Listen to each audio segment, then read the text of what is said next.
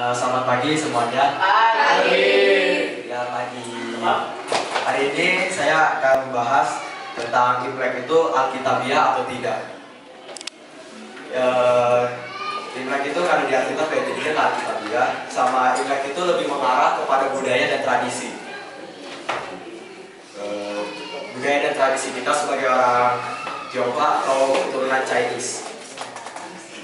Di sini saya akan membahas kenapa Imlek tidak alkitabiah dan akan membahas beberapa nama yang bisa diambil dari Imlek ini. Imlek lebih mengarah kepada tradisi. Tradisi sebagai keturunan Chinese, pergantian tahun menurut kepercayaan orang Cina. Sama seperti kita dari Desember ke Januari. Nah ini juga sama begitu, cuma lupa sebutannya apa. Yang namanya manusia kalau udah lahir ke dunia itu nggak akan pernah bisa lepas dari peradaban, budaya, dan tradisi. Apapun latar belakangnya, apapun agamanya. Yang kedua, Imlek itu lebih percaya kepada tahayul dan spiritualisme gitu. Percaya kayak kepada 12 show.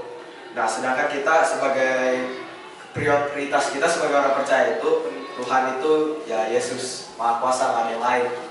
Nggak usah milih-milih yang lain, nggak usah ikut-ikut dewa yang lain.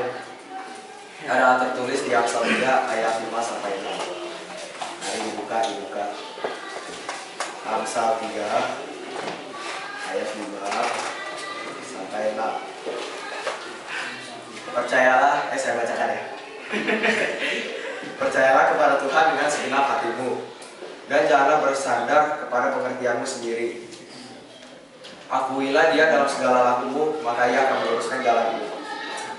Nah dari sini aja udah dikasih tahu kan kalau Tuhan itu ya Yesus, nggak ada yang lain.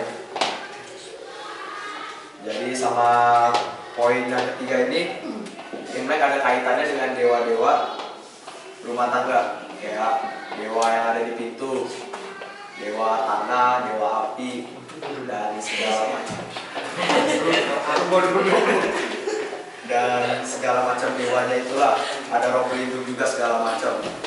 Ada dewa kekayaan, dewa kegembiraan, dewa peruntungan, dan mau kekayaan dewa. Terus yang keren itu ada yang namanya dewa dapur. Jadi ada ceritanya dari dewa dapur ini. Waktu itu kan mereka kan dari surganya mereka itu ngirimin satu dewa ke dapur. Kirimnya ke dapur, nggak tahu tujuannya apa. Nah di dapur itu mereka menilai semuanya dari dapur. Misalnya tata kerapian rumah, tapi dinilai dari dapur. Gue juga bingung kenapa hubungannya sama dapur. Kenapa nggak tamu sekalian kamar mandi kan bagus. Terus ipin namanya.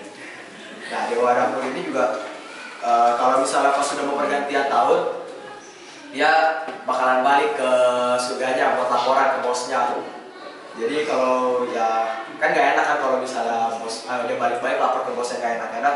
Jadi beberapa orang yang percaya sama dewa dapur ini bikin manisan-manisan, kue-kue, makanan enak buat dikasih ke dewa dapur itu biar terbaliknya dia laporannya baik-baik. Swap, iya semacam gitulah. Nah kalau misalnya ada dewa dapur beneran, makanannya dikasih racun, mati tau. Jahat banget lu. Maaf. Jadi kalau mau ikutin adat itu ya terserah, ikutin aja. Tapi kan kita di Matius 4 ayat 10, bukan di Matius 4 ayat 10. Ya Yesus berkata, jangan iblis, sebab ada tertulis engkau harus menyembah Tuhan Allahmu dan hanya kepada Dia sajalah engkau berbakti. Nah di sini udah dijelasin banget, nggak boleh dong ke Tuhan yang lain, nggak bagus itu. Tuhan itu kan Bapak surgawi kita. Masa iya kita pindah tempat gitu, pindah hati, sakit hati kan Tuhannya. Emang mau kalian sakitin hati Tuhan kita yang udah rela mati di kayu salib demi kita gitu. Terus di poin yang keempat ini ada penyembahan nenek moyang. Biasanya mereka akan makan-makan dan mereka percaya kalau pas lagi makan-makan itu leluhur bakalan datang. Nah ini udah gak mungkin banget. Soalnya kalau namanya orang udah mati ya udah di sana tinggalin aja. Jadi kalau misalnya ada apa, misalnya diajak sembahyang gitu, sembahyang kepada dewa-dewanya yang banyak itu ya kuatin iman. Kalau bisa diajak sembahyang ke dewa lain, misalnya ke dewa keberuntungan, sembahyangnya gimana? Ya jangan terimalah.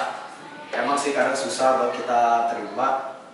Soalnya orang lain, nenek kita ikutin, bapak emak ikutin, tapi ya janganlah. Kuatin iman, kalau bisa percaya Yesus ya udah Yesus. Jadi kesimpulannya ini, Imlek itu tradisi. Kita sebagai Kristen boleh aja merayakan Imlek, tapi ada beberapa poin yang bisa diambil, beberapa hal baik yang bisa kita ambil, dan ada juga beberapa hal yang boleh diikut sertakan dalam Imlek ini. Sekian renungan dari saya. Terima kasih Tuhan.